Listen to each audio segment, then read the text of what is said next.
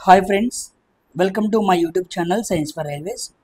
Last time మనం basic ఎలక్ట్రిసిటీకి సంబంధించి 1 hour 46 minutes video పెట్టాను. సో దాంట్లో మనం చాలా టాపిక్స్ అనేవి కవర్ చేసుకున్నాం. ఇక రిమైనింగ్ టాపిక్స్ ఏమైతే ఉన్నాయో వాటన్నిటిని కూడా ఈ పార్ట్ 2 వీడియోలో మనం మాట్లాడుకుందాం. ఒకవేళ కుదిరితే నేను ఇంకో వీడియో కూడా చేస్తాను, ఓకేనా. ఏ కాన్సెప్ట్స్ అయితే ఈ బేసిక్ సైన్స్ అండ్ ఇంజనీరింగ్కి చాలా యూస్ఫుల్గా ఉంటాయో ఆ కాన్సెప్ట్స్ నేను వెతికి కొన్ని ఎగ్జాంపుల్స్ని తీసుకొచ్చి మరి వీడియో చేస్తున్నాను, ఓకేనా. సరే, వీటిని బాగా దృష్టిలో పెట్టుకొని మీరు జాగ్రత్తగా ప్రిపేర్ అవ్వండి. ఇంకో విషయం ఏంటంటే, చాలామంది పీడిఎఫ్ తెలుగులో అడుగుతున్నారు. పీడిఎఫ్ తెలుగులో అవైలబుల్గా ఉండదు, ఓకేనా. ఎందుకంటే ఎక్కువగా ఇంగ్లీష్లో రాసి తెలుగులోనే ఎక్స్ప్లెయిన్ చేస్తాం కాబట్టి ఆ విషయాన్ని గుర్తుపెట్టుకోండి. ఇంకోటి ఏంటంటే, ట్రేడ్కి సంబంధించి అడుగుతున్నారు. ట్రేడ్కి సంబంధించి ఏ పీడిఎఫ్ నా దగ్గర లేదు, ఓకేనా. ఎందుకంటే పలానా ట్రేడ్ ఒక్కొక్కరికి ఒకలాగా ఉంటుంది. ఆ ట్రేడ్ మొత్తం కూడా మనకే అసలు ఐడియానే లేదు. సో ట్రేడ్ గురించి కూడా నాకు ఎటువంటి క్లియర్ కట్ ఐడియా లేదు, దాన్ని దృష్టిలో పెట్టుకోండి. ఇంకొక విషయం ఏంటంటే, చాలామంది ఏఎల్పి రిజల్ట్ గురించి కన్ఫ్యూజన్లో ఉన్నారు, ఓకేనా. ఈ రిజల్ట్ ఎప్పుడు ఇస్తాడో తెలీదు, కానీ మోస్ట్లీ 19th మాత్రం ఎగ్జామ్ పెట్టేస్తామని అంటున్నాడు. కాబట్టి మీరు ఏమాత్రం కూడా ఆలస్యం చేయకుండా మీ ప్రిపరేషన్ ఆపద్దు. ఒకవేళ మీరు ఆపారనుకోండి నష్టపోతారు, ఓకేనా. సో చాలా ఈజీగా ఉద్యోగం కొట్టే ఛాన్స్ అనేది మనకు ఉంది కాబట్టి దీన్ని సద్వినియోగపరచుకోండి. అది ప్రతి టాపిక్ని వినండి. ఇంకో విషయం ఏంటంటే, వైసీటీలో ప్రీవియస్ ఇయర్ క్వశ్చన్స్ ఉన్నాయి. నేను డ్రాయింగ్ చెప్పాను, అదేవిధంగా బేసిక్ సైన్స్ చెప్పాను. ఈ అన్ని టాపిక్స్కి సంబంధించి ప్రీవియస్ ఇయర్ క్వశ్చన్స్ ఏమైతే ఉంటాయో వాటిని చక్కగా ప్రాక్టీస్ చేసుకోండి, ఓకేనా.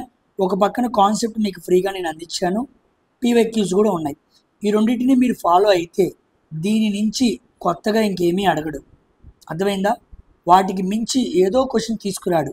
పేపర్ మనం అనుకున్న విధం కన్నా ఇంకా చాలా ఈజీగానే ఉండిద్ది. ఒకవేళ లేకపోతే మోడరేట్గానే ఉండిద్ది తప్ప మరీ ఘోరంగా అయితే ఉండదు. అది దృష్టిలో పెట్టుకొని చాలా చక్కగా ప్రాక్టీస్ చేసుకోండి. In case if I have time నేను తప్పనిసరిగా పీవైక్యూస్ చేపిస్తాను, లేకపోతే అంతవరకు సబ్జెక్ట్ని కంప్లీట్ చేస్తాను, ఓకేనా. నేను బేసిక్ ఎలక్ట్రిసిటీ పూర్తి చేసిన తర్వాత సింపుల్ మిషన్స్, అదేవిధంగా ఆక్యుపేషనల్ సేఫ్టీ అండ్ హెల్త్, ఈ రెండు మాట్లాడతాను. So I have clear cut plan. నాకు ఒక ప్లాన్ ఉంది, ప్లాన్ ప్రకారంగా వెళ్తున్నాను, ఓకేనా. సో డోంట్ గెట్ నాకు వేరే సజెషన్స్ ఏమి ఇవ్వద్దు, ఇబ్బంది పడతారు మీరే, ఓకేనా. ఎందుకంటే ఒక క్లియర్ కట్ ప్లాన్లో వెళ్తున్నాం కాబట్టి అలాగే వెళ్ళనివ్వండి. నేను చక్కగా మీకు అన్నీ అందిస్తాను, ఓకేనా. మీరు చేయాల్సింది ఏంటంటే, కాన్సెప్ట్ నేర్చుకుని ప్రీవియస్ ఇయర్ క్వశ్చన్స్ చేసుకోండి. దాంతోపాటు కంప్యూటర్, అదేవిధంగా ఎన్విరాన్మెంట్, దీనికి సంబంధించి కూడా బుక్లో జాగ్రత్తగా చదువుకోండి. ఇది వ్యాస్ట్ సిలబస్ అనమాట. వచ్చే క్వశ్చన్లు 2 నుంచి 3 ఉంటాయి, కానీ ఎక్కువగా అడుగుతూ ఉంటాడు, ఎక్కువ సిలబస్ ఉంటుంది అనమాట. సో ఒక 50 మార్కులకి నేను 46 మార్కులు చెప్పేశాను, మిగిల్చింది 4 మార్కులే. ఆ 4 మార్కులు ఈ 2 యూనిట్స్లో రావచ్చు, రాకపోవచ్చు, ఓకేనా. వీటిని మీరు బాగా చదువుకున్నారనుకోండి, మీకు బాగా ప్లస్ అయ్యింది. దాంతోపాటు అర్థమెటిక్, రీజనింగ్ కూడా జాగ్రత్తగా చూసుకొని, ఈ బేసిక్ సైన్స్ని జాగ్రత్తగా చూసుకొని, పార్ట్ బిలో ఇచ్చిన మీ ట్రేడ్ని మీరు జాగ్రత్తగా చదువుకుంటే ఉద్యోగం మీదే, లేకపోతే కష్టం. ఈ ప్రిపరేషన్ ప్లాన్ని ఇలాగ మీరు కొనసాగించండి. కొత్త ప్రిపరేషన్ ప్లాన్లు ఏమీ వినద్దు, వాడు వాడికి నచ్చినట్టుగా చదువుతాడు, అర్థమైందా. ఈ ప్రిపరేషన్ ప్లాన్ అన్నిటికీ వర్కబుల్గా అయింది. చక్కగా ప్రాక్టీస్ చేసుకోండి. ఇక మార్చి 1 రాగానే ఆ 1వ తారీఖు నుంచి ఆ 19వ తారీఖు వరకు సుమారుగా 2.5 వారాలు చక్కగా ప్రాక్టీస్ చేసుకోండి. ప్రీవియస్ ఇయర్ క్వశ్చన్స్ రాయండి, వాటిని 1కి 2 సార్లు చూడండి, ఓకేనా. ఏ కాన్సెప్ట్స్ మిస్ అవుతున్నాయో చూసుకోండి, ఆ కాన్సెప్ట్ చదువుకోండి. చక్కగా మీరు క్వాలిఫై అవుతారు, ఓకేనా. సో దీనికి మించి ఇక ఎక్కువ ఎగ్జాగరేషన్కి వెళ్ళిపోయి ఇబ్బంది పడద్దు, హడావుడి పడద్దు. So this is my request. చక్కగా ప్రిపేర్ అయ్యే వాళ్ళకి ఇక్కడ మీరు తప్పు చేస్తే ఉద్యోగం పోయింది, చాలా జాగ్రత్తగా ఉండండి, ఓకేనా. సో ఈరోజు మనం ఎలక్ట్రిసిటీలో ఇంకొన్ని టాపిక్స్ మాట్లాడుకుందాం. చాలా ఇంపార్టెంట్ టాపిక్స్ అనేవి ఈరోజు వస్తాయి, వాటిని కూడా మీరు జాగ్రత్తగా నేర్చుకోవాలి, ఓకేనా. ఈరోజు మనం వోల్టేజ్ సోర్స్ గురించి మాట్లాడుకుందాం. వోల్టేజ్ సోర్స్ మనందరికీ తెలుసు. ఆల్రెడీ నేను వోల్టేజ్ గురించి కూడా మీకు ఆల్రెడీ చెప్పొచ్చాను, ఓకేనా. యాక్చువల్లీ ప్రతి వోల్టేజ్ సోర్స్ కూడా ఇంటర్నల్ రెసిస్టెన్స్ అనేది ఉండిద్ది. ఎందుకంటే ప్రతి వోల్టేజ్ సోర్స్ కూడా ఏదో ఒక మెటీరియల్తోనే తయారు చేస్తూ ఉంటారు, దాని నుంచే రావాలి కదా. సో ప్రతి చోట రెసిస్టెన్స్ లేకుండా ఎక్కడ ఉండదు అనమాట. సో ప్రతి చోట ప్రతి వోల్టేజ్ సోర్స్కి ఒక ఇంటర్నల్ రెసిస్టెన్స్ అనేది ఉండిద్ది. దాన్ని ఆర్ఇన్ అంటారు, ఇంటర్నల్ రెసిస్టెన్స్ అంటారు. ఇది ఎప్పుడూ కూడా గుర్తుపెట్టుకోండి, సిరీస్లోనే కనెక్ట్ అయి ఉండాలి, సిరీస్లో కనెక్ట్ అయి ఉండాలి. ఒక వోల్టేజ్ సోర్స్ని మనం రిప్రజెంట్ చేస్తున్నప్పుడు the internal resistance should always connect in series. ఓకేనా. అదొకవేళ ప్యారల్లో కనెక్ట్ అయింది అనుకోండి, ప్యారలల్లో కనెక్ట్ చేసి మనం చూపిస్తే అది వ్యాలిడ్ కాదనమాట, నాట్ వ్యాలిడ్. ఓకేనా, చాలా గుర్తుపెట్టుకోండి, నాట్ వ్యాలిడ్. ఉదాహరణకి ఎగ్జాంపుల్ చూపిస్తున్నాను మీకు. ఇది ప్లస్, ఇది మైనస్, ఇది ఒక 5 వోల్ట్ సోర్స్ అనుకోండి, ఇది ఒక బల్బ్ అనుకోండి. బల్బ్ సింబల్ని ఇలా చూపిస్తారనమాట. ఓకేనా, ఇది ఒక బల్బ్. ఓకేనా, ఇది ఒక బల్బ్. ఇప్పుడు ఇంటర్నల్ రెసిస్టెన్స్ ఇలాగ ఇంటర్నల్ రెసిస్టెన్స్ చూపించాను. ఇప్పుడు ఇది ఎలా ఉంది, ఆర్ ఇన్. ఈ వోల్టేజ్ సిరీస్కి ఇది ఎలా ఉంది, వోల్టేజ్ సోర్స్కి ఇది ఎలా ఉంది, సిరీస్గా ఉంది. సో సిరీస్గా ఉంది కాబట్టి ఇది రైట్. అంటే ఎప్పుడైనా ఒక వోల్టేజ్ సోర్స్కి ఇంటర్నల్ రెసిస్టెన్స్ సిరీస్లో ఉండాలి. ఓకేనా. ఇప్పుడు చూడండి, ఇది వ్యాలిడ్ అనమాట, it is a valid condition. ఇప్పుడు ఇంకో కండిషన్ చూపిస్తా చూడండి, ప్లస్ మైనస్.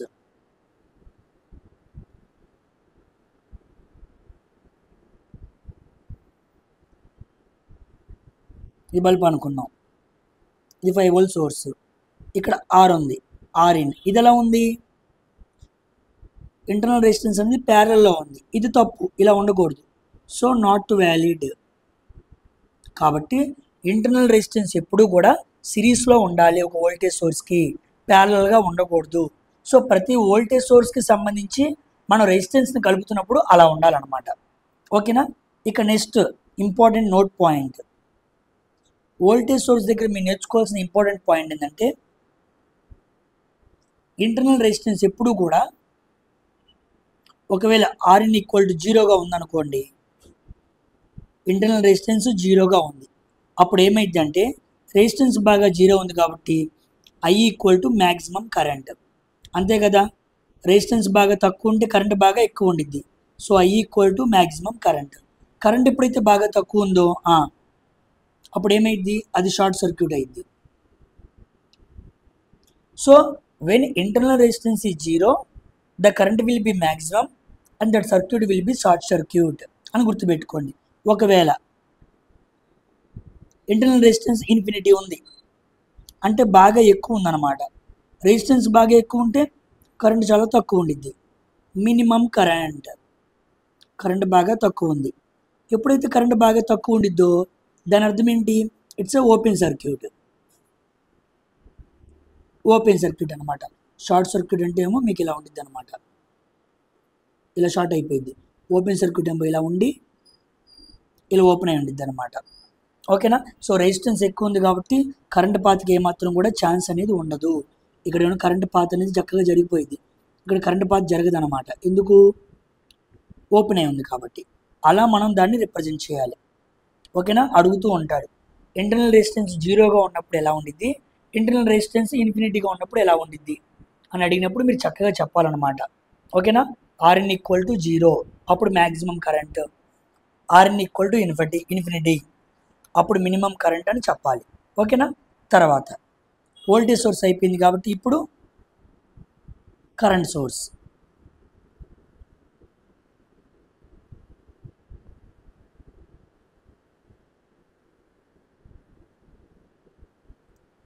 కరెంట్ సోర్స్ గురించి మాట్లాడుతున్నాను చూడండి. కరెంట్ సోర్స్ కూడా ఏముండిద్ది, ఇంటర్నల్ రెసిస్టెన్స్ ఉండిద్ది.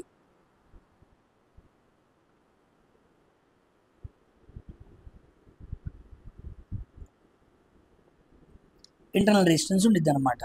ఇది ఎప్పుడు కూడా ఇంటర్నల్ రెసిస్టెన్స్ ఎలా కనెక్ట్ చేయాలంటే, ఇందాక మనం ఏం చూసాం, ఇదేమో సిరీస్లో కనెక్ట్ చేయాలని చూద్దాం. ఇది ఎప్పుడు కూడా ప్యారల్లో కనెక్ట్ చేయాలన్నమాట. It should always connect in parallel. ప్యారలల్లో కనెక్ట్ చేస్తేనే అది వ్యాలిడ్, లేకపోతే వ్యాలిడ్ కాదనమాట. ఓకేనా? ఉదాహరణకి ఇదిగోండి కరెంట్ సోర్స్ ఇలా రిప్రజెంట్ చేయాలన్నమాట. దీనేమో ఆర్ ఇన్, ఇంటర్నల్ రెసిస్టెన్స్ అంటారు. ఇది బల్బ్ అనమాట. ఓకేనా? ఇప్పుడు ఇంకోటికి ఇస్తున్నా చూడండి.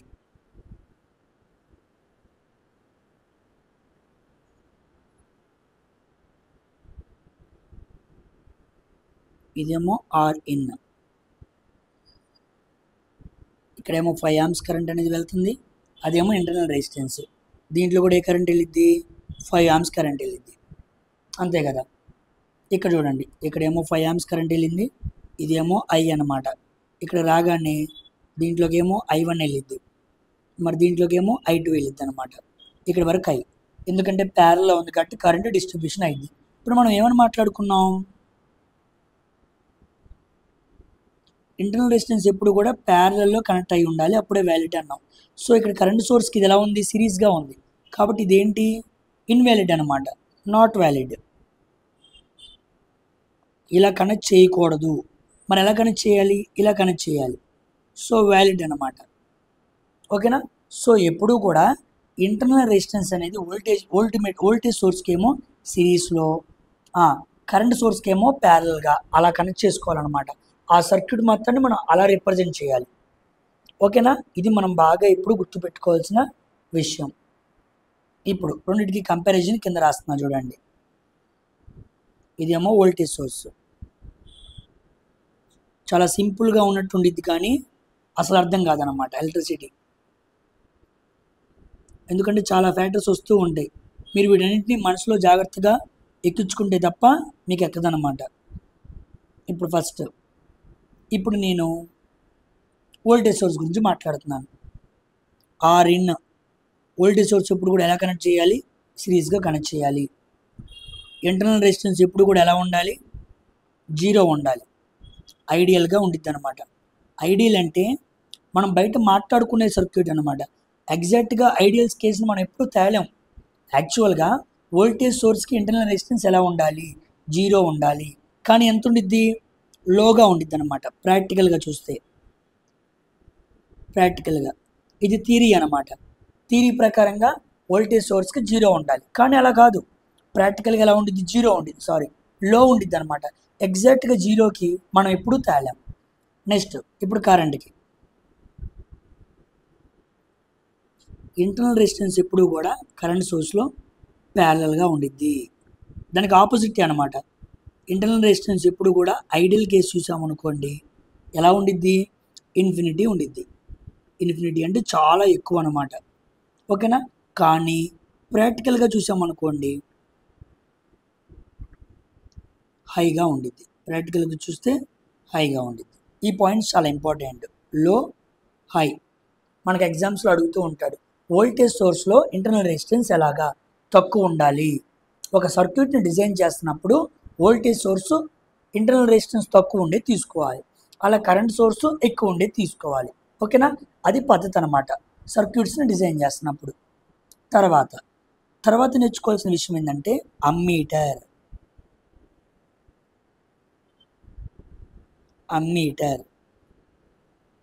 Very very important. మీలో చాలామందికి ఐడియా ఉండిద్ది. అమ్మీటర్ అంటే ఏం కొలుస్తారు? To measure current. సర్క్యూట్లో ఫ్లో అవుతున్న కరెంట్ని మెజర్ చేయడానికి మనం అమ్మీటర్ని వాడతాం. So it is a measuring device అనమాట. ఫస్ట్ పాయింట్ ఏంటంటే it is a measuring device. And second point చాలా చాలా ఇంపార్టెంట్. అమ్మీటర్ని ఎప్పుడు కూడా ఎలా కనెక్ట్ చేయాలి? సిరీస్లో కనెక్ట్ చేయాలి. ఓకేనా? ఎందుకు సిరీస్లో కనెక్ట్ చేయాలి?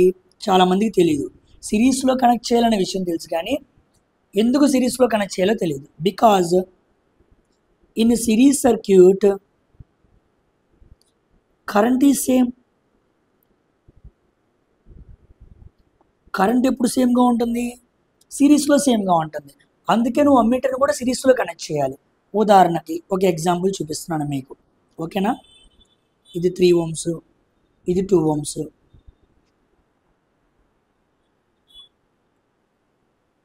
ఇది ప్లస్ మైనస్ 5 volts. ఇక్కడ ఒక అమ్మీటర్ని కనెక్ట్ చేశాను. ఓకేనా? ఇప్పుడు చూడండి, ఇదేమో 3 ohms, ఇదేమో 2 ohms. ఇప్పుడు ఈ సర్క్యూట్ మొత్తం ఎలా ఉంది చూద్దాం. కరెంట్ ఫ్లో చూద్దాం. I I I I I సర్క్యూట్లో మొత్తం కరెంట్ ఎలా ఉంది? సేమ్గా ఉంది. సర్క్యూట్ మొత్తం కరెంట్లో సేమ్గా ఉంది కాబట్టి అమ్మీటర్ కూడా ఎలా కనెక్ట్ చేశాను? సిరీస్లోనే కనెక్ట్ చేశాను. ఓకేనా? So ammeter should always connected in series because in series the current is same కాబట్టి. ఇప్పుడు కరెంట్ కనుక్కోవాలనుకో, చక్కగా ఫార్ములా I = V/R. V అంటే ఎంత? 5 volts. R అంటే ఎంత? R1 + R2. రెండు సిరీస్లో ఉన్నాయి కదా, 3 + 2 అనమాట. 5/6, 5/6 అనమాట. ఓకేనా? 5/6 ohms రాసుకోవచ్చు. 5/5 కదా, 3 + 2 అంటే 5 కదా, 5 ఎంత వచ్చింది? 1 amps కరెంట్ వచ్చింది. సో ఇప్పుడు అమ్మీటర్లో ఎంత కరెంట్ చూపించింది? 1 amps కరెంట్ చూపించింది. ఓకేనా? గుర్తుపెట్టుకోండి. ఇక్కడ ఇంకో చెప్పే పాయింట్ చాలా ఇంపార్టెంట్. ఒక అమ్మీటర్కి ఇంటర్నల్ రెసిస్టెన్స్ ఎప్పుడు కూడా 0 ఉండాలి. ఓకేనా? ఇది ఐడియల్ కండిషన్ అనమాట. కానీ ప్రాక్టికల్గా చూసామనుకోండి, లో ఉండాలి. ఏముండాలి? లోగా ఉండాలి. ఇది వెరీ వెరీ వెరీ ఇంపార్టెంట్. ఇప్పుడు చూడండి, ఒక చిన్న గ్లిచ్ వచ్చింది, మీకు కంపేర్ చేస్తున్నా. ఇదేమో అమ్మీటర్. జాగ్రత్తగా చూడండి. అమ్మీటర్కి ఇంటర్నల్ రెసిస్టెన్స్ ఎలా ఉంది? 0 ఉంది. కానీ కరెంట్ సోర్స్కి ఇంటర్నల్ రెసిస్టెన్స్ ఎలా ఉంది? ఇన్ఫినిటీ ఉంది. చూసారా? అంటే అమ్మీటర్కి ఇంటర్నల్ రెసిస్టెన్స్ ఏమో 0 ఉంటే, కరెంట్ సోర్స్కి ఏమో ఇంటర్నల్ రెసిస్టెన్స్ ఎలా ఉండిద్ది? ఇన్ఫినిటీగా ఉండిద్ది. ఆపోజిట్గా ఉండిద్ది అనమాట. చాలా కన్ఫ్యూజ్ చేస్తూ ఉంటాడు. కరెంట్ సోర్స్కి ఇంటర్నల్ రెసిస్టెన్స్ అడిగాడా లేదా అమ్మీటర్కి ఇంటర్నల్ రెసిస్టెన్స్ అడిగాడా? ఎగ్జామ్లో ఏం అడిగాడు అన్నది మనసులో పెట్టుకుని ఆన్సర్ చేయాలి. అంతేగాని బట్టి పట్టకూడదు. సో అమ్మీటర్కి ఇంటర్నల్ రెసిస్టెన్స్ ఎప్పుడు 0 ఉండాలి. ఎందుకు? కరెంట్ని మెజర్ చేయాలి కదా, ఉన్న కరెంట్ని చూపించాలంటే ఇది ఎప్పుడు తక్కువ ఉండాలి కదా, అందుకే ఇది 0 ఉండాలన్నమాట. ఇది కాస్త ఎక్కువ ఉందనుకోండి, మనం మెజర్ చేసే కరెంట్ ఎగ్జాక్ట్గా చూపించదు. మనకు వచ్చే వాల్యూ ఎగ్జాక్ట్గా రావాలి కాబట్టి ఇది 0 ఉండాలి. సో అమ్మీటర్కి ఇంటర్నల్ రెసిస్టెన్స్ 0 ఉంటే కరెంట్ సోర్స్కి ఎలా ఉండాలి? ఎక్కువ ఉండాలి అని గుర్తుపెట్టుకోవాలన్నమాట. జాగ్రత్తగా అర్థం చేసుకోండి. ఓకేనా? Coming to ammeter. ఇప్పుడు వోల్ట్ మీటర్ మాట్లాడుతున్నాను.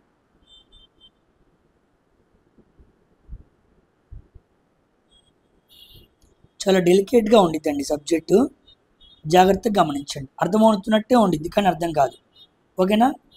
Volt meter to measure voltage. వోల్టేజ్ని మెజర్ చేయడానికి మనం వాడే ఇన్స్ట్రుమెంట్ అన్నమాట.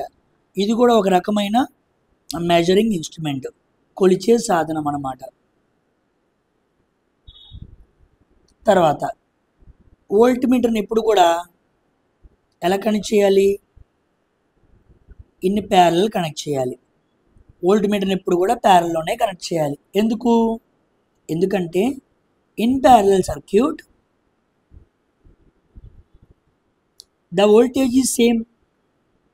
ఏది ఎక్కడ సేమ్ అయితే అలా కనెక్ట్ చేయాలన్నమాట. సిరీస్లో కరెంట్ సేమ్, అందుకే అమ్మీటర్ని సిరీస్లో కనెక్ట్ చేసాం. వోల్ట్ మీటర్ ప్యారల్లో వోల్టేజ్ సేమ్, అందుకే వోల్ట్ మీటర్ని ప్యారల్గా కనెక్ట్ చేసాం అనమాట. ఓకేనా? ఉదాహరణకి ఒక సర్క్యూట్ చూద్దాం. మీకు అర్థం అవడానికి సర్క్యూట్ డ్రా చేస్తున్నాను అనమాట. ప్లస్ మైనస్, ఇది ఒక 5 volts సోర్స్ అనుకుందాం. ఓకేనా? ఇది ఒక 3 ohms రెసిస్టర్,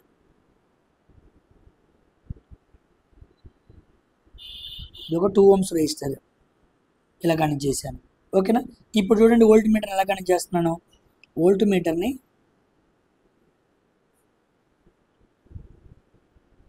చూసారా, ప్యారల్గా కనెక్ట్ చేశాను. ప్యారల్గా కనెక్ట్ చేసావు, నువ్వు ఎలా చూస్తావయ్యా అంటే ఇదిగోండి, ఇలా కరెంట్ వెళ్ళింది ఐ, ఇక్కడ వరకు వచ్చింది ఐ, ఇక్కడేమో వెళ్ళే కరెంట్, ఇక్కడ వెళ్ళే కరెంట్. చూసారా, కరెంట్ ఏమైంది? వేరైంది కదా, కరెంట్ డిఫరెన్షియేట్ అయింది కదా. ఎక్కడైతే కరెంట్ వేరైద్దో అదేంటి? Parallel circuit. సో ఇక్కడ వోల్ట్ మీటర్ని నేను ప్యారలల్గా కనెక్ట్ చేశాను అనమాట. నెక్స్ట్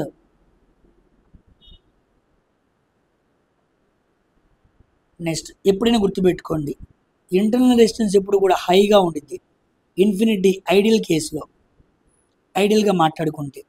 కానీ ప్రాక్టికల్గా మాట్లాడుకుంటే ఎలా ఉండిద్ది, ఇంటర్నల్ రెసిస్టెన్స్ ఎప్పుడు కూడా హైగా ఉండిద్ది. ఇక్కడ చూడండి కంపారిజన్ చేస్తున్నాను, ఇదిగోండి ఇది వోల్ట్ మీటర్. వోల్ట్ మీటర్లో ఇంటర్నల్ రెసిస్టెన్స్ ఎలా ఉంది, ఇన్ఫినిటీగా ఉంది.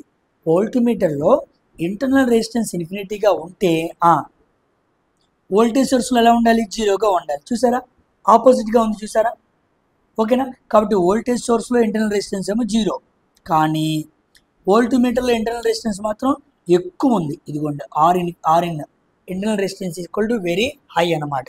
ఈ తేడాని మీరు గమనించాలి, ఓకేనా. ఒక్కటే గుర్తుపెట్టుకోవాలి మీరు, మీకు బాగా గుర్తుండేది ఏంటంటే ఇదే, దీని ఆధారంగా మొత్తం చెప్పాలన్నమాట. అమ్మీటర్లో కరెంట్ మెజర్ చేయాలి కాబట్టి ఇంటర్నల్ రెసిస్టెన్స్ జీరో ఉండాలి. ఇది జీరో ఉంటే ఇక్కడ ఇన్ఫినిటీ ఉండిద్ది, ఇక్కడ ఇది ఇన్ఫినిటీ ఉంటే ఇది జీరో ఉండిద్ది, ఇక్కడ ఇది జీరో ఉంటే ఇక్కడ ఇన్ఫినిటీ ఉండిద్ది. అలా జాగ్రత్తగా అర్థం చేసుకొని చదువుకోవాలన్నమాట. ఒకదానికి ఒకటి కోరిలేషన్ ఉంటాయి, అంత ఈజీగా అర్థం కావన్నమాట. మనసు పెట్టి జాగ్రత్తగా నేర్చుకుంటేనే మీకు అర్థమవుతాయి, ఓకేనా. డౌట్ ఏం లేదు కదా. నెక్స్ట్ వీఆర్ గోయింగ్ టు, ఇప్పుడు నెక్స్ట్ మాట్లాడుకునే టాపిక్ చాలా ఇంపార్టెంట్. మనం సర్క్యూట్లో ఫ్లో అయ్యే కరెంట్స్ని వోల్టేజెస్ని మెజర్ చేయడానికి రకరకాల లాస్ ఉన్నాయి. దాంట్లో ముఖ్యమైన ఇంపార్టెంట్ లాస్ ఏంటంటే కిర్చాఫ్స్ లాస్ అన్నమాట.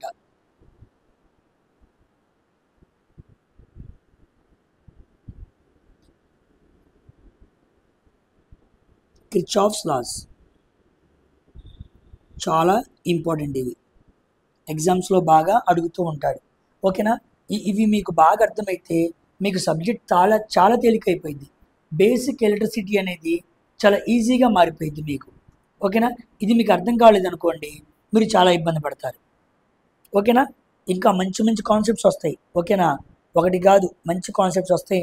నేను రకరకాలుగా సర్క్యూట్స్ని ఎలా సాల్వ్ చేయాలో ఈజీగా నేర్పిస్తాను. So try to understand the class అనమాట, ఓకేనా. చూడండి ఏంటో కిర్చాఫ్స్ లా అంటే చూద్దాం. దీంట్లో రెండు లాస్ ఉంటాయి మనకి. ఫస్ట్ లా, దీన్ని కేసీఎల్ అంటారు, కిర్చాఫ్స్ కరెంట్ లా అంటారు. తెలుగులో కూడా సేమ్ ఇవే పేర్లు ఉంటాయి అన్నమాట. తర్వాత ఇంకోటి కేవీఎల్. కేవీఎల్ అంటే కిర్చాఫ్స్ వోల్టేజ్ లా అంటారు, ఓకేనా. కేవీఎల్ వి ఉంది కాబట్టి వోల్టేజ్ లా, కేసీఎల్ సి ఉంది కాబట్టి కరెంట్ లా. ఇప్పుడు మనం ఫస్ట్లా మాట్లాడుకుందాం, కేసీఎల్ అంటే ఏంటో మాట్లాడుకుందాం. కేసీఆర్ కాదు, కేసీఎల్ అనమాట, Kirchhoff's first law, that is called current law. దీన్ని కరెంట్ లా అని కూడా పిలుస్తూ ఉంటారు. దీని ఒక అర్థం ఏంటంటే చూడండి, అట్ ఈచ్ జంక్షన్, ఈ డెఫినేషన్ బాగా గమనించండి. At each junction of currents, at each junction of currents, the sum of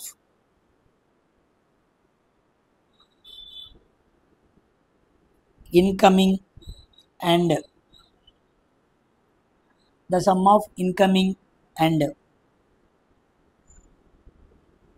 outgoing currents are equal.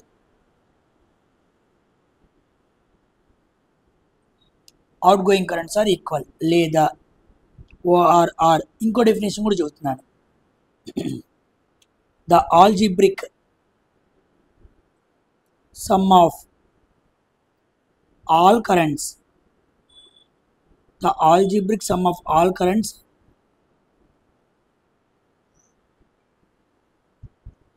Meeting at a point is zero అన్నమాట, ఓకేనా. అంటే ఉదాహరణకి ఒక ఎగ్జాంపుల్ తీసుకుందాం. ఇది ఒక జంక్షన్ అనుకుందాం, జంక్షన్ జే. ఇప్పుడు ఈ జే వైపు చూడండి, ఇటేమో I1 కరెంట్ వస్తుంది, I1. ఇటువైపు ఏమో I2 కరెంట్ వెళ్తుంది, ఇటువైపు ఏమో I3 కరెంట్ వెళ్తుంది, ఇటువైపు ఏమో I4 కరెంట్ వెళ్తుంది. I5 కరెంట్ వెళ్తుంది. ఓకేనా? ఇప్పుడు ఇలా రకరకాలుగా ఒక జంక్షన్ వైపుకి వచ్చే కరెంట్స్ ఉన్నాయి, వెళ్ళే కరెంట్ ఉన్నాయి. ఇప్పుడు మీరు జంక్షన్ని చూడాలి, యారో మార్క్ని చూడాలి. వీటి మీద ఎగ్జామ్స్లో బాగా క్వశ్చన్స్ అడుగుతాడు. మీరు ఎటువైపు ఏం వెళ్తున్నాయో పట్టుకోపోతే మీరు ఫెయిల్ అయిపోతారు. సో జాగ్రత్తగా చూడండి అనమాట. ఓకేనా? ఫస్ట్ ఇప్పుడు ఇది జంక్షన్, మధ్యలో ఉన్న జంక్షన్ అర్థం అవుతుంది కదా. జంక్షన్ వైపు వచ్చే కరెంట్స్ ఏమున్నాయి? ఇదిగోండి I1 జంక్షన్ వైపు వస్తుంది. ఓకేనా? I1 ఒకటే కదా. ఇదిగోండి I2 కూడా ఎటువైపు వస్తుంది? జంక్షన్ వైపు వస్తున్నాయి. అంటే ఇవి రెండు ఏమో జంక్షన్ వైపు వస్తున్నాయి, కానీ I3 I4 I5 ఏం చేస్తున్నాయి? జంక్షన్ నుంచి దూరంగా వెళ్తున్నాయి. ఇదిగోండి జంక్షన్ చూడాలి, యారో మార్కు చూడాలి. ఇదిగోండి జంక్షన్ వైపు యారో మార్క్ ఉంది, జంక్షన్ నుంచి దూరంగా ఉన్నాయి. చూసారా? జంక్షన్ వైపుకి రావటం వేరు, జంక్షన్ వైపు నుంచి దూరంగా వెళ్ళటం వేరు. సో ఇన్కమింగ్ కరెంట్స్ అంటే I1 plus I2 equal to, ఇందాక రాసాం కదా, incoming currents equal to outgoing currents. I1 plus I2 equal to I3 plus I4 plus I5 అనమాట. దీన్నే కిర్చాఫ్స్ కరెంట్ లా అంటారు. ఇది ఫస్ట్ డెఫినేషన్ ఆధారంగా. ఇప్పుడు సెకండ్ డెఫినేషన్ ఆధారంగా మాట్లాడుతున్నాను. ఆల్జిబ్రిక్ సమ్ అన్నాడు అంటే ఇప్పుడు మనం డైరెక్షన్ చూడాలన్నమాట. ఓకేనా? ఉదాహరణకి అన్ని డైరెక్షన్స్ని చూడండి. కరెంట్ జంక్షన్ వైపు వస్తుంది, I1 I2 జంక్షన్ వైపు వస్తుంది. నెక్స్ట్ I3 జంక్షన్కి వ్యతిరేకంగా వెళ్తుంది కాబట్టి -I3. I4 జంక్షన్కి వ్యతిరేకంగా వెళ్తుంది, అందుకే I4. నెక్స్ట్ I5 జంక్షన్కి దూరంగా వెళ్తుంది, ఇదిగోండి I5 ఈక్వల్ టు 0 అనమాట. Algebraic sum of all currents equal to 0 అన్నాడు కదా, ఇలా 0 చేశా. ఇప్పుడు చూడండి I1 plus I2 equal to I3 plus I4 plus I5 అనమాట. అటువైపు వెళ్తే అదే అయింది కదా, మైనస్ కాస్త ఏమైపోయింది? ప్లస్ అయిపోయింది. చూసారా? అంటే ఏం సాల్వ్ చేసిన ఏమొచ్చింది? ఏ డెఫినేషన్కైనా ఒకటే వచ్చింది, ఏ డెఫినేషన్కైనా ఒకటే వచ్చింది. సో డెఫినేషన్లు వేరు కానీ దాని భావం మాత్రం ఒకటే అనమాట. ఓకేనా? The sum of incoming currents and outgoing currents are equal, లేదా algebraic sum of all currents equal to 0. Junction దగ్గర వైపు వచ్చే కరెంటు, జంక్షన్ నుంచి దూరంగా వెళ్ళే కరెంటు అన్న ఆలోచన మనసులో పెట్టుకుని మీరు సర్క్యూట్స్ను సాల్వ్ చేయాలన్నమాట. ఓకేనా?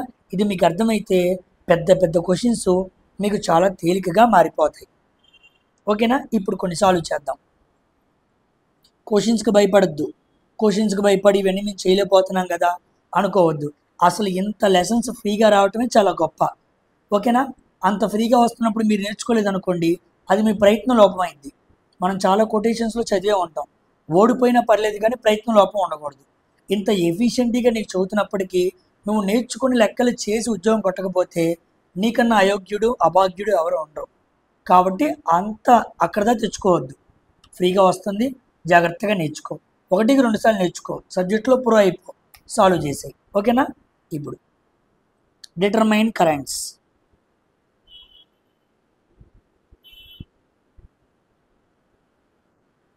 సాల్వ్ చేద్దాం. ఓకేనా? సర్క్యూట్స్ని చూసి భయపడద్దు, పెద్దగా కనపడతాయి కానీ చాలా చిన్నవి. ఇవన్నీ కూడా ప్రీవియస్ ఇయర్ క్వశ్చన్స్. ఓకేనా? కాన్సెప్ట్ అర్థం అవటానికి, మీకు సింపుల్గా అర్థం అవటానికి నేను డ్రా చేసుకున్న క్వశ్చన్స్ కాబట్టి చాలా జాగ్రత్తగా నేర్చుకోండి. ఓకేనా? ఇది ఏ,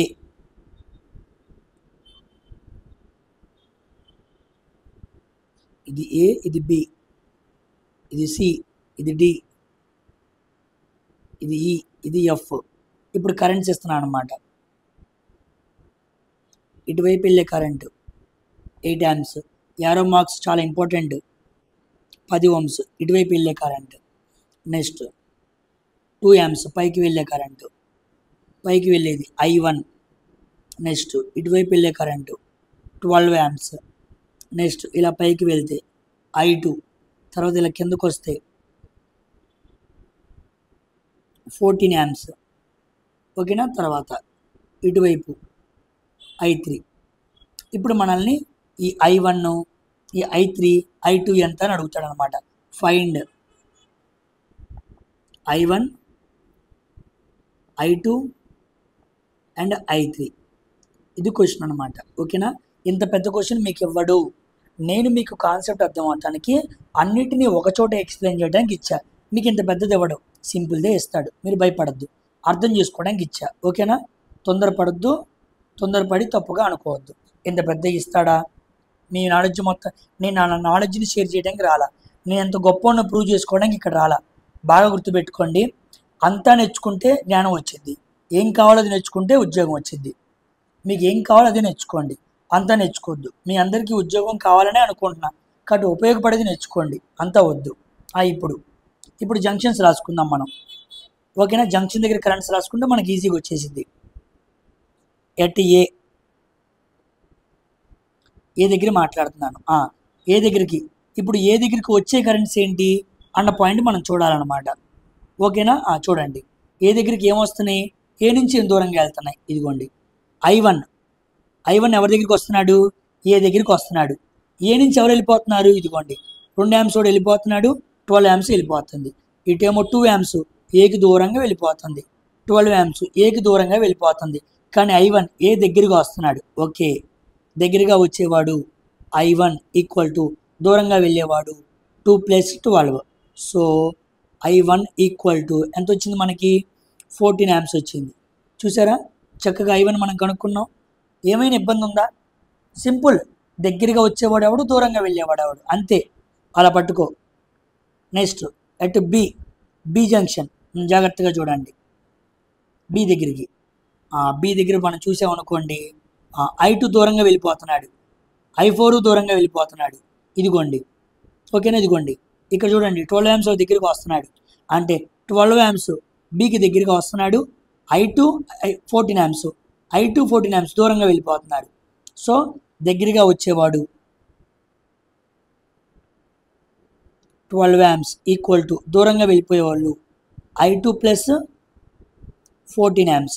దీన్ని సాల్వ్ చేసామనుకోండి, I2 equal to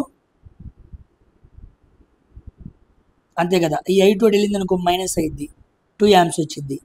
I2 equal to 2 amps, అంతే కదా. ఈ I2 అటు వెళ్ళి అది వచ్చింది అనుకోండి, సాల్వ్ అయిపోయింది. ఓకేనా పాయింట్? నెక్స్ట్ అట్ సి, మైనస్లను పట్టించుకోమాకండి. ఓకేనా? అట్ సి, ఇప్పుడు సి దగ్గర చూద్దాం. మైనస్ వచ్చినప్పుడు మైనస్ కన్సిడర్ చేయాలి. సి దగ్గర చూస్తే, సి ఎక్కడ ఉంది, ఇదిగోండి సి దగ్గరికి ఎవరు వస్తున్నారు, 14 amps వస్తుంది. ఓకేనా? సి దగ్గరికి వచ్చేది 14 amps. ఓకే, ఇంకెవరున్నారా, అది I3 దూరంగా వెళ్ళిపోతుంది. సో దూరంగా వెళ్ళిపోయేవాడు I3, దగ్గరికి వచ్చేది 14 amps. ఇంకో కరెంట్ ఇక్కడ రాయటం మర్చిపోయాను, ఇటువైపు 4 amps అనమాట. ఇప్పుడు చూడండి, సి అనే పాయింట్ దగ్గరికి దూరంగా వెళ్ళిపోతుంది I3, దగ్గరగా వస్తుంది ఎవరు, దూరంగా I3 వెళ్ళిపోతుంది, 4 వెళ్ళిపోతుంది. దూరంగా ఇద్దరు వెళ్ళిపోతున్నారు సికి, దగ్గరికి ఎవరు వస్తున్నారు, 14 amps వస్తుంది. సో దగ్గరగా వచ్చే 14 amps ఈక్వల్ టు దూరంగా వెళ్ళిపోయే I3 and 4. ఈ 4 అటు తీసుకెళ్ళండి, 10 amps equal to I3 value ఎంత వచ్చేసింది, I2 I1 I3 ఈజీగా వచ్చింది. చూసారా? ఇప్పుడు డి దగ్గర కూడా కనుక్కుందాం. ఓకేనా? డి దగ్గర కూడా ప్రాక్టీస్ చేసినట్టు ఉండిద్ది. డీని చూడండి, డి ఇక్కడ ఉంది, దగ్గరగా వచ్చేది ఎవరు, ఇదిగోండి 10 amps దగ్గరగా వస్తున్నాడు. ఓకే, దూరంగా వెళ్ళిపోతే ఎవరు, I1 దూరంగా వెళ్ళిపోతుంది. ఇదిగోండి ఎడం పక్క ఏమో 10 amps వస్తుంది, కుడి పక్కనేమో 4 amps వస్తుంది. దగ్గరగా వచ్చేదేమో 10 + 4 14, అంతే కదా. దూరంగా వెళ్ళిపోయేదేమో I1. ఓకే, I1 దూరంగా వెళ్ళిపోతుంది, 10 + 4 14 దగ్గరగా వస్తుంది. I1 equal to 14 amps. ఇందాక కూడా మనకు 14 amps వచ్చింది, ఇప్పుడు 14 amps వచ్చింది. ఓకే, మనం రెండు చోట్ల ఒకే రకమైన ఆన్సర్ని సంపాదించాం కాబట్టి మనం చక్కగా చేసాం. వీ హ్యావ్ డన్ కరెక్ట్గా సాల్వ్ చేసామని అర్థం చేసుకోవాలి. ఓకేనా? అర్థమైందండి ఎలా సాల్వ్ చేయాలో? ఇలా రకరకాలుగా ఉంటాయి, మీరు మనసు పెట్టి నేర్చుకుంటే చక్కగా సింపుల్గా అర్థమైద్ది. ఓకేనా?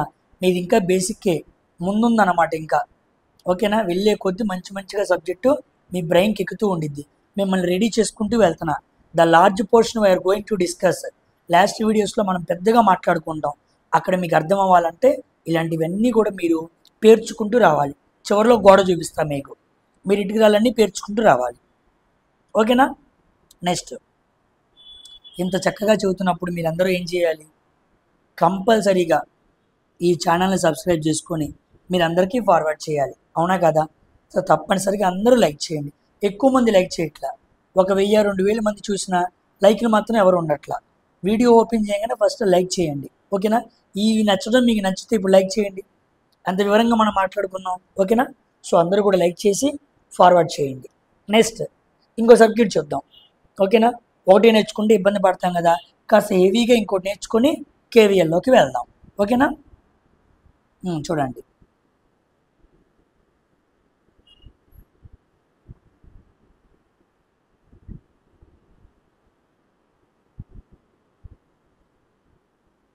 సర్క్యూట్ ఇలాగా డ్రా చేస్తున్నాను. మీరు కూడా నోట్స్ రాసుకుంటున్నప్పుడు చక్కగా డ్రా చేసుకోండి, ఎవరైతే నోట్స్ రాసే అలవాటు ఉందో.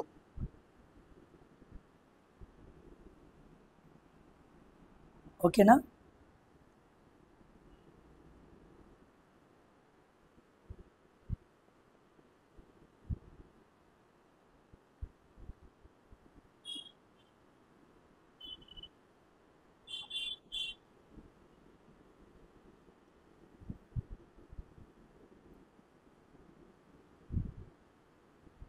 ఇదన్నమాట మన సర్క్యూట్. ఓకేనా? ఇదేమో ఏ, దీన్ని బి తీసుకుందాం, దీన్ని వరుసగా బి తీసుకుందాం.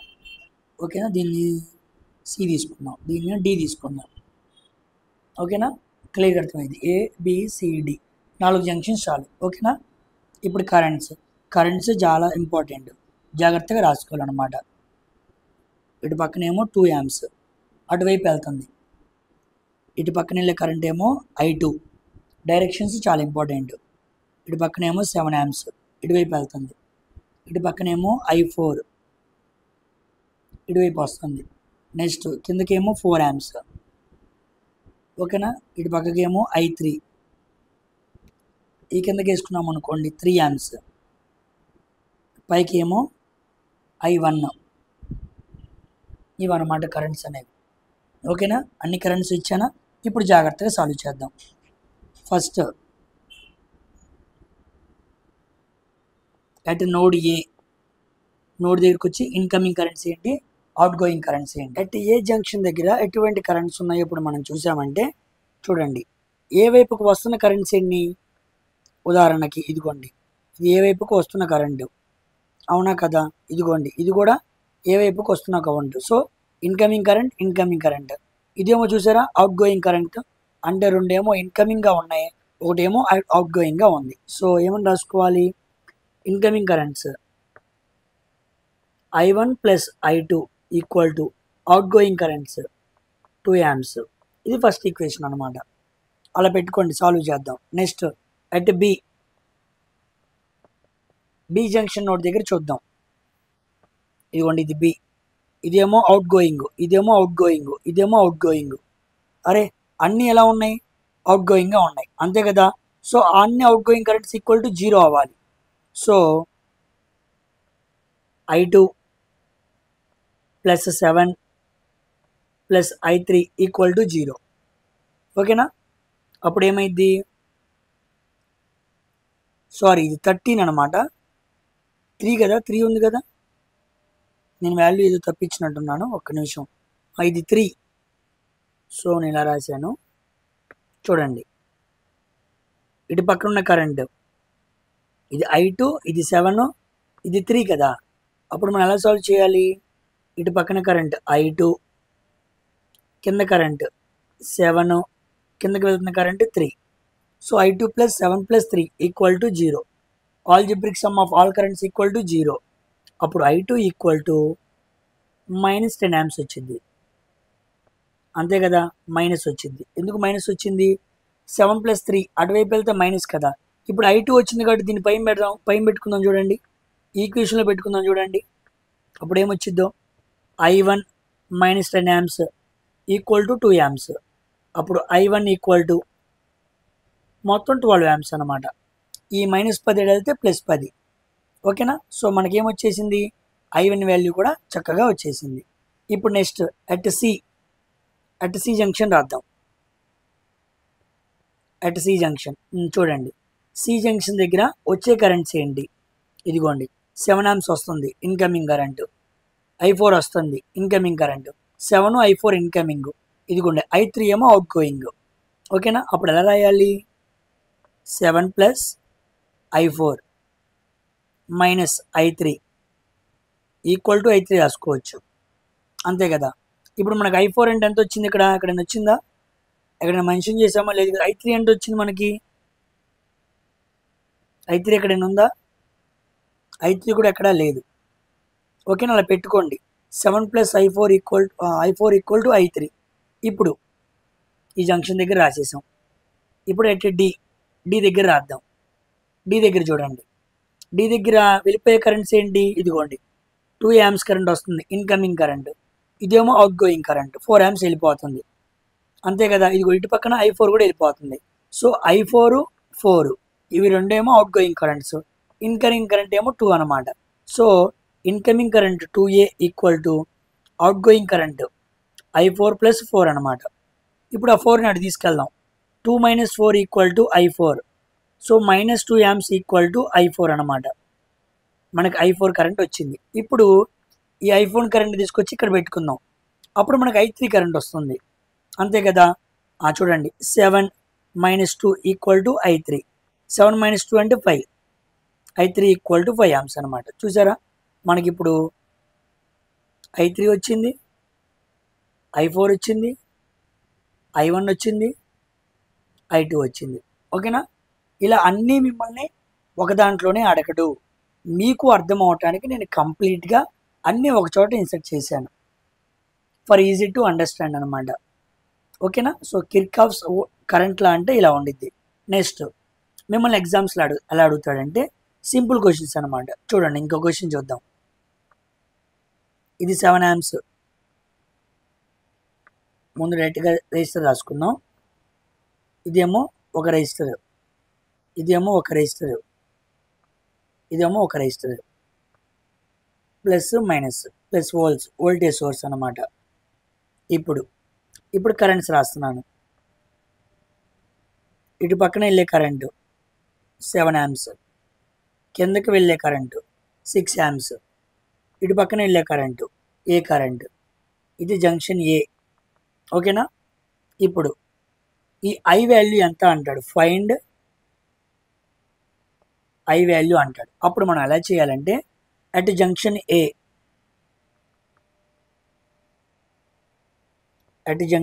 ఏ incoming currents equal to outgoing current. చూడండి, ఏ వైపు పవర్ వస్తున్నారు? ఏ వైపు 7 వస్తుంది. ఓకేనా? ఏ ఏమో 7 వైపు వస్తుంది.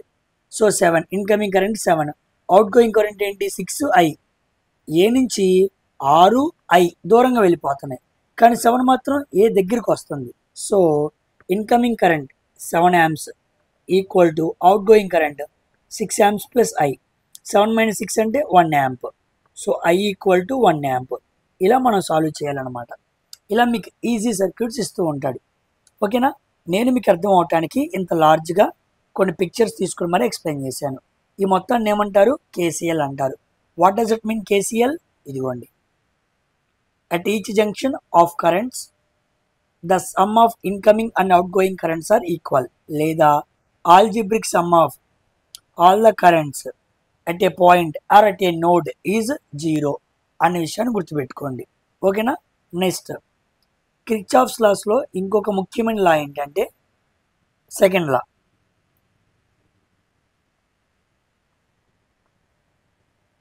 కిర్చాఫ్స్ వోల్టేజ్ లా అంటారు. Kirchhoff's voltage law second law, దీన్నే సెకండ్ లా అంటారు. షార్ట్కట్లో KVL అని పిలుస్తూ ఉంటారు అనమాట. ఓకేనా? ఏంటి KVL అంటే చూడండి, డెఫినేషన్ రాస్తున్నాను. In each closed circuit the sum of all voltages is equal to 0. Some of all voltages will equal to 0 అన్నాడు. అంటే సమ్మేషన్, ఈ సింబల్ని సమ్మేషన్ అంటారు. Summation of all voltages equal to 0. ఇప్పుడు ఒక క్లోజ్డ్ సర్క్యూట్లో ఆ పాయింట్ చాలా important. In a closed circuit అన్న పదాన్ని పట్టుకోవాలి. ఇన్ ఈచ్ క్లోజ్డ్ సర్క్యూట్, ఒక క్లోజ్డ్ సర్క్యూట్లో అన్ని వోల్టేజెస్ ఏమైపోతాయి, 0 అయిపోవాలి అని చెప్పేదే కిర్చాఫ్స్ వోల్టేజ్ లా అనమాట. ఒక ఎగ్జాంపుల్స్ ద్వారా మనకు బాగా అర్థమైంది అనమాట. ఇది ప్లస్, ఇది మైనస్, వోల్టేజ్ సోర్స్ ఇది V1. ఓకేనా, ఇక్కడ ఒక రెసిస్టర్, ఇక్కడ ఒక రెసిస్టర్, ఇది మైనస్ ప్లస్, ఇది ఒక వోల్టేజ్ సోర్స్, ఇది మైనస్, ఇది ప్లస్, ఇది V5, ఇది V1, ఇది V4, ఇది V2, ఇది V3. ఓకేనా, ప్లస్ మైనస్. ఇవి చాలా ఇంపార్టెంట్ అండి. వీటికి మాత్రం ప్లస్ మైనస్లు చాలా ఇంపార్టెంట్. ఇప్పుడు ఏమన్నాడు, algebraic sum of all voltages equal to 0 అన్నాడు. ఇప్పుడు ఎక్కడైనా ఒక చోట నుంచి మొదలు పెట్టండి, చక్కగా అన్నీ రాసుకుంటూ వెళ్ళండి. ఇలా క్లాక్ వైజ్లో రాస్తున్నాను నేను. I'm going to right in clock wise. ఇలా క్లాక్ వైజ్లో రాస్తున్నాను. అంటే ఇప్పుడు నేను ఇలా మైనస్ దగ్గర నుంచి మొదలుపెట్టి ఇలా వస్తాను అనమాట. ఎక్కడ మొదలు పెట్టానో అక్కడికి వస్తా. చూడండి, ఫస్ట్ మైనస్ దగ్గర మొదలు పెట్టా కదా, మైనస్ V1. నెక్స్ట్ ఇక్కడ నెక్స్ట్ ఏం వచ్చింది, ప్లస్ వచ్చింది, ప్లస్ V2. నెక్స్ట్ ఇక్కడికి వస్తే ప్లస్ V3. నెక్స్ట్ ఇక్కడికి వస్తే మైనస్ ఫస్ట్ వచ్చింది, మైనస్ V4. నెక్స్ట్ ఇక్కడికి వస్తే ప్లస్ వచ్చింది, ప్లస్ V5 ఈక్వల్ టు 0 అనమాట. అలా ఏది ముందు వస్తే ఏది అది పెట్టుకోవాలన్నమాట. ఓకేనా, ఇప్పుడు మైనస్ కామన్ తీసాను అనుకోండి, V1 ప్లస్ V4 ప్లస్ ఈ రెండే కదా. Next V2 plus V3 plus V5 plus equal to 0 అనమాట. ఇలా మనం సాల్వ్ చేసుకోవాలి.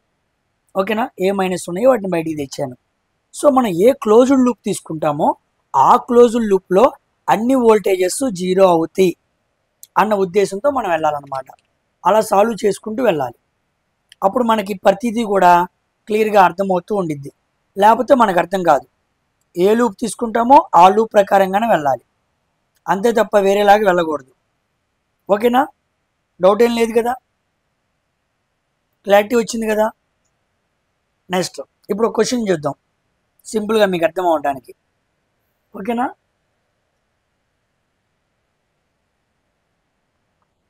Determine voltage in the circuit. Determine voltage in the circuit. ఇప్పుడు చూడండి, సర్క్యూట్ డ్రా చేస్తున్నాను, జాగ్రత్తగా చూడండి. ఇదేమో 6 ohms, ఇదేమో 2 ohms, ఇక్కడేమో plus minus voltage source 9 volts. ఇక్కడికి వస్తే ఏమో V0, ఇక్కడేమో ప్లస్ మైనస్ 3 volts. ఇది సర్క్యూట్ అనమాట. ఓకేనా, ఇదిగోండి, ఇది ప్లస్, ఇది మైనస్, ఇది V2, ఇది ప్లస్, ఇది మైనస్, ఇక్కడ V1. ఓకేనా, ఇప్పుడు మన సర్క్యూట్ ఇలా చూసుకున్నాం. చక్కగా మనకు క్లియర్ కట్ ఐడియా ఉండాలన్నమాట. ఇది జంక్షన్ పాయింట్, ఇక్కడ పట్టుకుందాం. ఇప్పుడు ఇలా ఇచ్చి మనం వోల్టేజ్ కనుక్కోండి అంటాడు. అప్పుడు మనం ఎలా సాల్వ్ చేయాలి, ఎలా అర్థం చేసుకోవాలి అనుకున్నప్పుడు చూడండి జాగ్రత్తగా. ఫస్ట్ మనం ఒక లూప్ తీసుకుందాం, ఇదిగోండి ఈ లూప్ తీసుకుందాం. ఓకేనా, సో ఆ లూప్కి మనం రాయాలనుకోండి, ఎక్కడి నుంచి మొదలు పెట్టాలి, ముందు మనం ఎలా రాసుకుంటూ వెళ్ళాలి. ఫస్ట్ ఉదాహరణకి ఈ లూప్ మాత్రమే తీసుకుంటున్నాను. ఇప్పుడు జాగ్రత్తగా గమనించండి, ఎలా రాస్తానో జాగ్రత్తగా చూడండి. ఫస్ట్ అన్ని వోల్టేజెస్ ఏమవ్వాలి, 0 అవ్వాలి. సో ఫస్ట్ది -9, తర్వాత ప్లస్ V2. ఓకేనా, తర్వాత ప్లస్ V0 ఈక్వల్ టు 0. అంతే కదా రాసింది. ఇదిగోండి, ఈ వోల్టేజ్ సోర్సు, ఈ వోల్టేజ్ సోర్సు, ఈ వోల్టేజ్ సోర్సు 3 రాశాను అంతే. ఓకేనా, ఏమైనా ఉందా. తర్వాత ఇది ప్లస్, ఇది మైనస్ అనమాట. ఇప్పుడు ఈ లూప్ రాస్తున్నాను, ఈ లూప్ ప్రకారం ఎలా వెళ్ళాలి, ఇదిగోండి ఈ సోర్సు, ఈ సోర్సు, ఈ సోర్సు, ఈ 3 తీసుకోవాలి. ఇందాక లూప్లో ఏమో ఈ 3 తీసుకున్నాను, ఇప్పుడు లూప్లో ఏమో ఈ 3 తీసుకుంటున్నాను. చూడండి ఎక్కడి నుంచి మొదలు పెట్టాలి, కింద నుంచి మొదలు పెడుతున్నాను. మైనస్ V0 ఓకే, తర్వాత ప్లస్ ఉంది కాబట్టి ఇదిగోండి ప్లస్ V1 ఓకే, తర్వాత +3 ప్లస్ మైనస్ కదా, ఇదిగోండి ఫస్ట్ ప్లస్ వచ్చింది, +3 = 0. ఇది ఈక్వేషన్ నెంబర్ 2 అనమాట. ఓకేనా, ఇప్పుడు మనం ఈజీగా సాల్వ్ చేసుకోవచ్చు. ఈజీ అంతే, ఒక్కసారి మనసు పెట్టి మీరు అర్థం చేసుకుంటే ఏమీ ఉండదు. ఓకేనా, ఇప్పుడు దీన్ని ఎలా సాల్వ్ చేస్తానో చూడండి. సెకండ్ ఈక్వేషన్ తీసుకున్నా, టేకింగ్ ఈక్వేషన్ నెంబర్ 2. మీకు అర్థం అవటానికి నేను ఇంత ఈ స్లోగా చెబుతున్నాను, కానీ ఎగ్జామ్లో ఇంత కాదు, ఫాస్ట్గా చేసేస్తాం. ఈ V0 పక్కకి వెళ్ళింది, ఇదిగోండి ఈ V0 అటు పక్కకి వెళ్ళింది అనుకుందాం. అప్పుడు V0 = V1 + V3. ఓకేనా, అర్థమైంది కదా. ఇప్పుడు ఈ V0ని తీసుకొచ్చి దీంట్లో పెట్టుకుందాం. దీంట్లో ఫస్ట్ ఈక్వేషన్లో పెట్టుకుందాం. V0 మీద మీకు క్లియర్ ఐడియా వచ్చింది. ఓకేనా,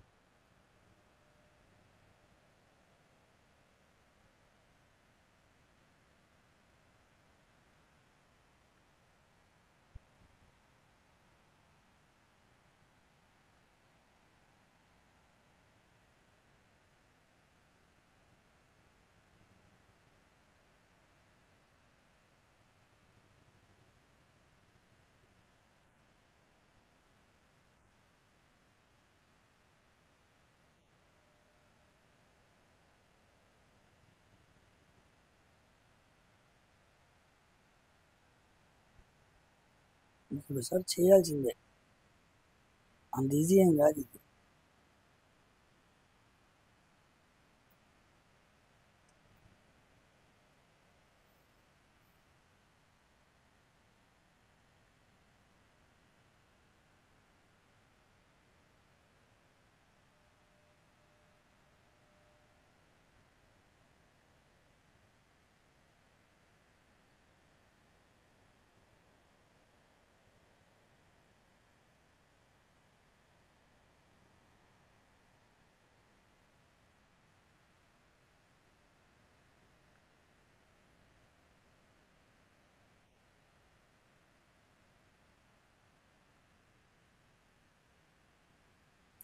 స్టార్ట్. ఇప్పుడు ఒక ఎగ్జాంపుల్ చూద్దాం. Determine voltage in the circuit అనమాట. Determine voltage in the circuit. ఇప్పుడు చూడండి ఎలా సాల్వ్ చేయాలో చూద్దాం. ఒక సర్క్యూట్ ఇస్తున్నాను మీకు,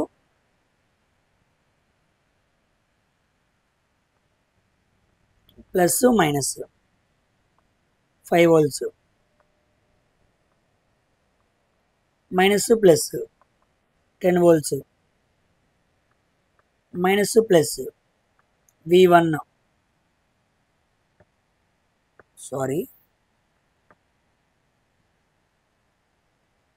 ప్లస్ మైనస్ 4 volts,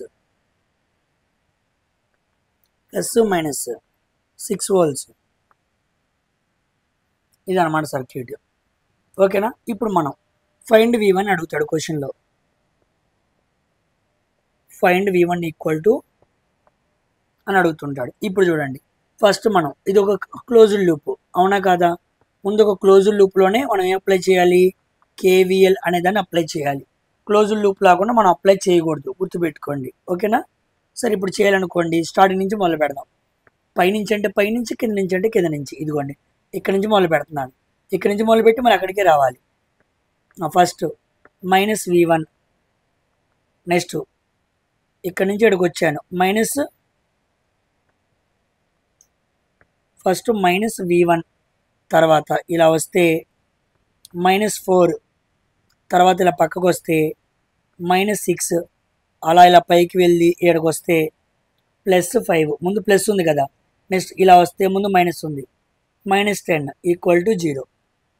ఓకేనా, అప్పుడు -V1, -4 -6 10, -10 ప్లస్ -10 -20 -20 ప్లస్ 5 అంటే -15 ఈక్వల్ టు 0. అప్పుడు -v1 ఈక్వల్ టు 15. అప్పుడు v1 ఈక్వల్ టు 15 వోల్ట్స్ అనమాట, -15 వోల్ట్స్. ఇలా మీరు సాల్వ్ చేయాలి. ఓకేనా? ఇంకా హై లెవెల్లో క్వశ్చన్స్ వస్తుంటాయి, మీకు ముందు సింపుల్గా అర్థం అవడానికి చెబుతున్నాను. ఒకే రోజు నేను మొత్తం చెప్పాను అనుకోండి, మీకు అర్థం కాదు, ఎక్కదనమాట. ఓకేనా? పాయింట్ మీకు అర్థమైందా? సో వెరీ వెరీ ఇంపార్టెంట్ అనమాట. దీని మీద మీకు చాలా రకాల క్వశ్చన్స్ అనేవి అడుగుతూ ఉంటాడు. ఇవి మొత్తాన్ని మీరు బాగా అర్థం చేసుకోవాలి అంటే క్లియర్ కట్ అనే ఐడియా అనేది మీకు క్రియేట్ అవ్వాలన్నమాట. ఓకేనా? ఇలా కాకుండా ఓమ్స్ లా మీద సింపుల్ లెక్కలు ఉంటాయి. ఓకేనా? అవి మీరు ఈజీగా సాల్వ్ చేసుకోవచ్చు అనమాట. కన్ఫ్యూజ్ చేస్తాడు అంతే మిమ్మల్ని. ఓకేనా? ఇప్పుడు చూడండి, ఇప్పుడు మనం మాట్లాడుకునే కాన్సెప్ట్ ఏంటంటే వోల్టేజ్ డివిజన్. ఇది చాలా చాలా ఇంపార్టెంట్. మనం సర్క్యూట్స్ని సాల్వ్ చేస్తున్నప్పుడు ఈ వోల్టేజ్ డివిజన్ అనేది మనం నేర్చుకుంటే చాలా ఈజీగా సర్క్యూట్స్ని సాల్వ్ చేయొచ్చు. వోల్టేజ్ డివిజన్ రూల్ అంటారు. ఇది ఒక రూల్ అన్నమాట. ఈ రూల్ని ఫాలో అయితే చాలా ఈజీగా మనం క్యాలిక్యులేషన్ చేసుకోవచ్చు. ఒక మాటలో ఎందుకు అంటే for simple calculation, for simple calculation ఈజీగా మెజర్ చేయొచ్చు అన్నమాట. ఓకేనా? సో దీంట్లో మనం ఎలా చేయొచ్చు ఏంటి అన్నది ఆలోచించేద్దాం. ఇప్పుడు చూడండి, ఒక సర్క్యూట్ ఇస్తున్నాను మీకు అర్థం అవడానికి, క్లియర్ కట్గా అర్థం చేసుకోవడానికి ట్రై చేయండి.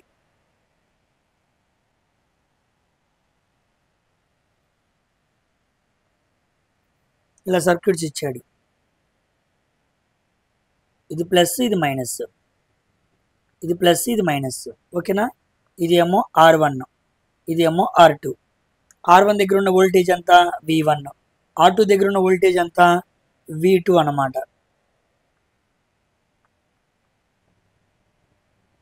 ఉన్న వోల్టేజ్ V2. ఓకేనా? ఇప్పుడు ఇది సర్క్యూట్. ఇప్పుడు మనకి ఇదేమో టోటల్ వోల్టేజ్ VT అనమాట.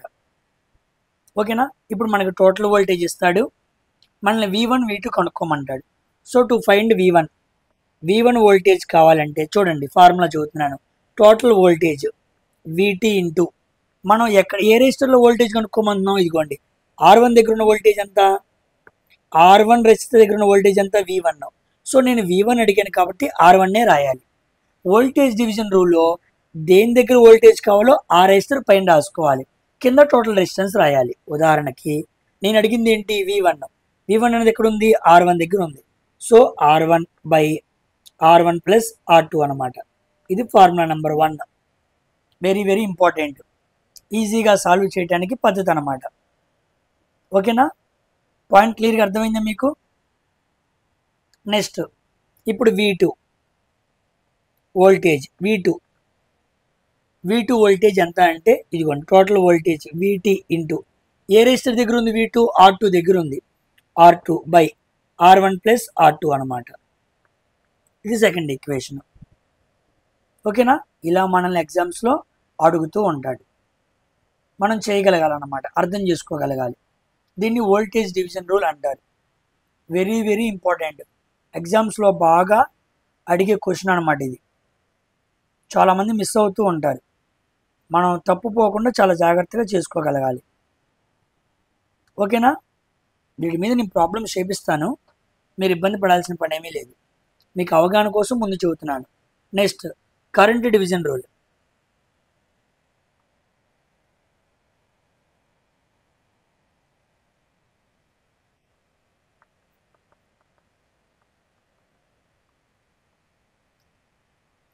కరెంట్ డివిజన్ రూల్లో సర్క్యూట్ రాసుకుందాం.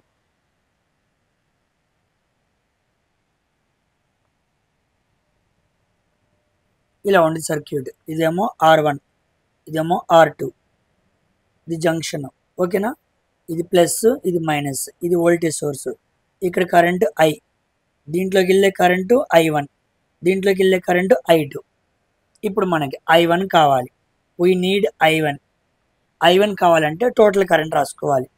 ఓకేనా? టోటల్ కరెంట్ IT ఇంటూ మనకి ఏ రెసిస్టర్లో కరెంట్ కావాలి? ఇదిగోండి R1.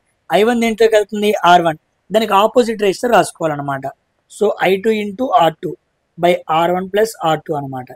ఇందాకేమో వోల్టేజ్ సోర్స్లో ఎక్కడ వోల్టేజ్ అడుగుతున్నావో ఆ రెసిస్టర్ వేయాలి. కానీ కరెంట్లో ఎక్కడ కరెంట్ అడుగుతున్నావో ఆ రెసిస్టర్ వేయకూడదు, దాని ఆపోజిట్ రెసిస్టర్ వేయాలన్నమాట. సో నీకు I1 కావాలి, అప్పుడు R2 రాయాలి. లేదు, నీకు I2 కావాలి, అప్పుడు R1 రాయాలన్నమాట. ఆపోజిట్ రెసిస్టర్ వేసి కరెంట్ కనుక్కోవాలి. ఓకేనా? పాయింట్ మీకు అర్థమైందా? ఇప్పుడు చూడండి,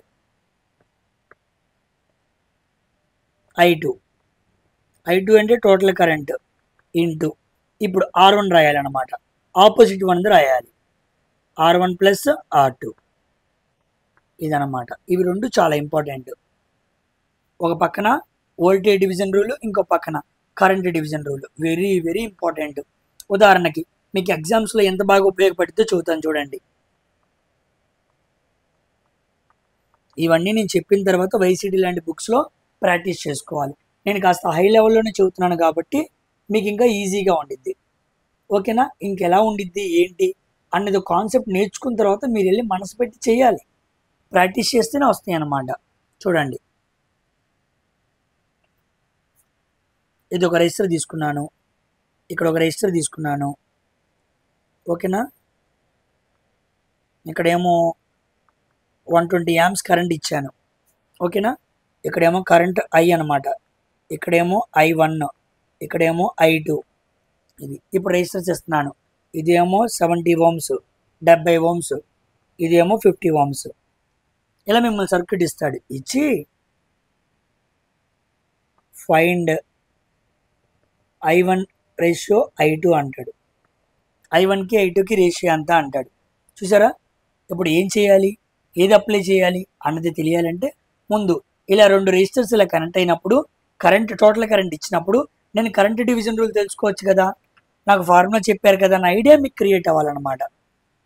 అలా క్రియేట్ అయితే ఇదిగోండి చక్కగా ఈ ఫార్ములా వాడుకోవచ్చు. ఇప్పుడు I1 కావాలి, I1 ఈక్వల్ టోటల్ కరెంట్ ఎంత 120. నీకు I1 కావాలి అంటే 70 ohms వేయకూడదు. I1 70లో వెళ్తుంది కాబట్టి ఆపోజిట్ తీసుకోవాలి. 50/120, 70 + 50 అంతే కదా. R1 + R2 అని రాసుకున్నాం కదా. 120 × 50/120 ఎంత వచ్చింది? 50 వచ్చింది అనమాట. నెక్స్ట్ I2 అంటే టోటల్ కరెంట్ 120. ఇప్పుడు I2 వెళ్ళేది 50 వేయకూడదు, 70 వేయాలి.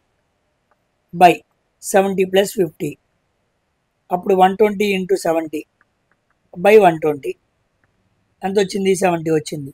So I1 = I2, 50 = 70, 5:7 is our answer.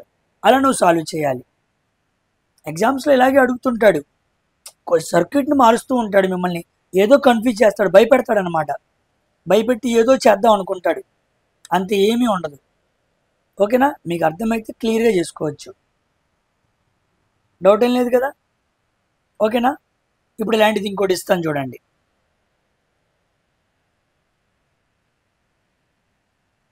జాగ్రత్తగా సాల్వ్ చేయండి.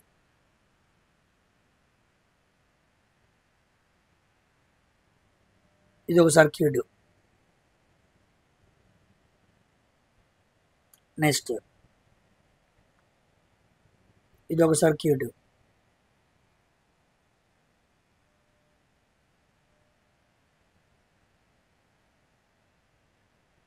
ఇక్కడేమో కరెంట్ ఇస్తున్నాను, 20 amps కరెంటు. ఓకేనా? ఇక్కడేమో 10 ohms, ఇక్కడేమో 40 ohms, ఇక్కడేమో 20 ohms, ఇక్కడేమో 30 ohms. ఓకేనా? ఇప్పుడు చూడండి, ఇది ఏమో సర్క్యూట్ చూడంగానే పెద్దగా అనిపిస్తూ ఉండిద్ది. సింపుల్, ఆలోచన చేయండి అంతే. ఇక్కడ కరెంట్ వచ్చింది, ఇక్కడికి వెళ్ళి ఇలా కరెంట్ ఏమో ఇలా పైకి వచ్చింది, ఇలా వచ్చి ఇటువైపు వెళ్తేమో IA, ఇటువైపు వెళ్తేమో IB, ఎడం పక్క వెళ్తేమో IA మళ్ళీ ఎలా డివైడ్ అయింది? ఇదిగోండి కరెంటు ఇలా ప్యారల్లో ఉంది కాబట్టి ఇటు పక్కనేమో I4గా, ఇటు పక్కనేమో I3గా డివైడ్ అయింది.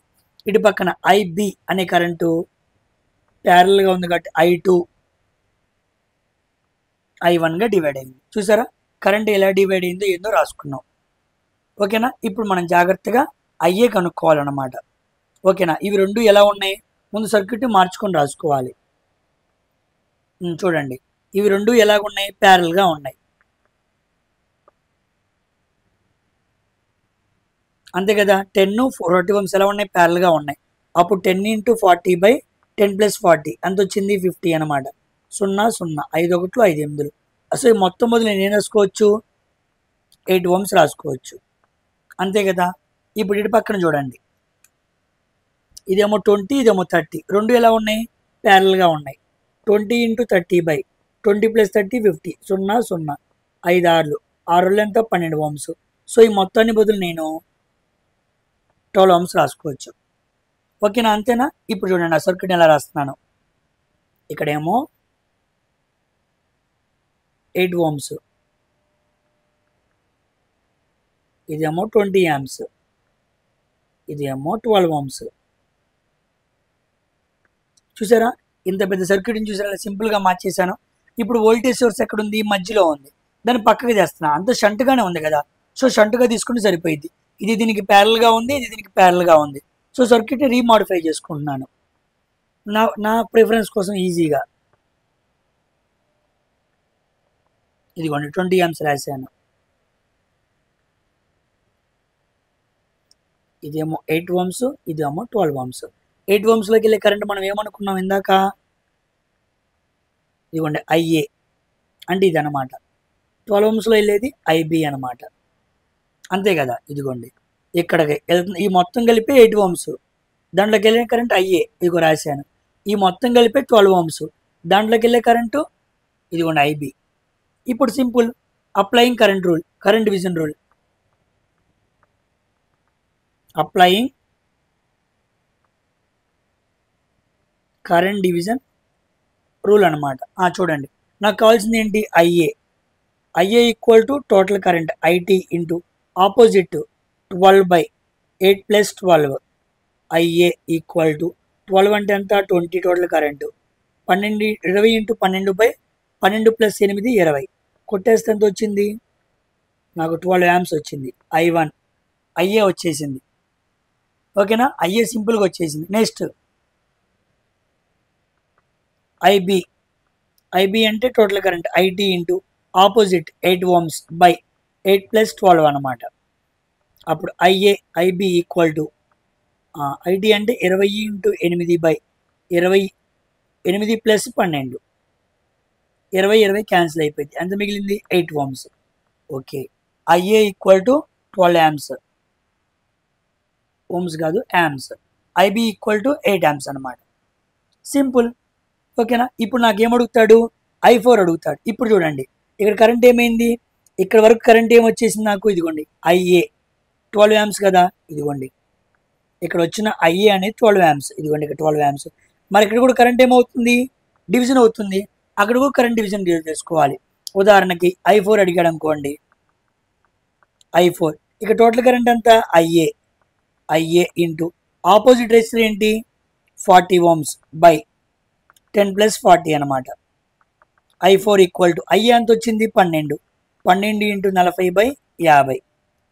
సింపుల్, అంతే కదా. 0 0 12 4 48/5. 5 9 45.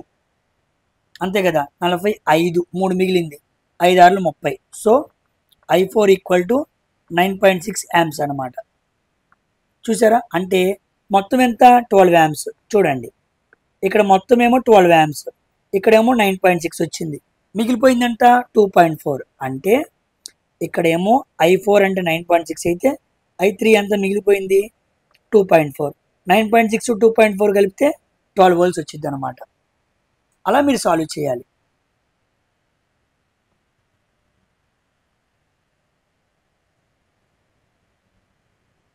ఓకేనా, అర్థమైందా.